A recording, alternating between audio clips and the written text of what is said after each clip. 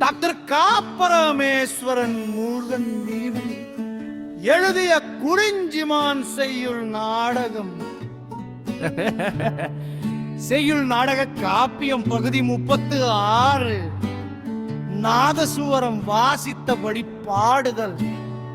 வள்ளி வீணுளம் என்றிட கிழக்கு பார்த்ததை தூய்மை கூட்டும் நன்மை என்று பேதம் உறைந்து மேல் தங்கிடும் உண்மை விட போக்கையோ கொடுத்திடும் அறிவாய் மான்விழி வீடும் வீடும் வீடும் உன்னம்மை என்பதா உடைத்தே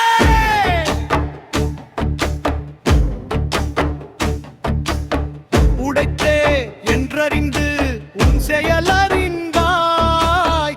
இவ்விடம் இருள்கள் இருக்குமோ என்றாலோடி திடிவார் வரத்தால் மாவுளம் வேண்டிய போதாம் பெரும்பின் மாவுளம் நீயுரையை திரும்ப தவமிலா திமதுளம் பாட விழிய வேளா கணம்பரம் கொண்டு அழிவார் பற்றும் பணிவோ எனதான் இத்தரு மனத்தில் வியந்தவையும் மாலிச்சையும் அறிந்தே மானே ஐயமோ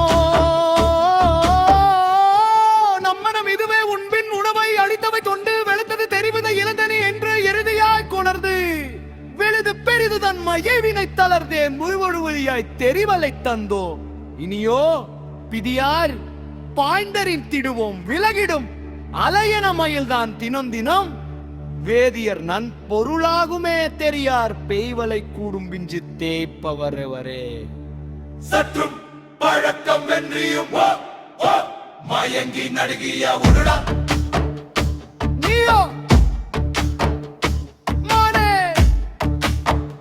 என்னேனி இதுதான் மானே நீ மானே என் மரணி எழுந்துதான் மானே நீ மானே என் மரணி எழுந்துதான் வேதமோ நீயோ வள்ளி சே சே நன்றலாம் அப்படி துடித்திட என் மேனி இருக்கும் மான்விழி இன்பமும் சாற்றும் படையே இருக்கும் பக்கமொன்றி நீ செய்ய தீராய் அவ்வளை செய்யும் இப்பவும் பின்னும் இணைந்திடும் உன்னை மறந்திடும் மோமேனி எழுந்து நிலவு பார்க்க மானே நீ மானே என் மரணி எழுந்துதான் மானே நீ மானே என் மரணி எழுந்துதான் பேயோ வான்மேல் திசை காட்டினேன் மனதுள் மேயும் அடியாக்கு வந்தன் மான்விழி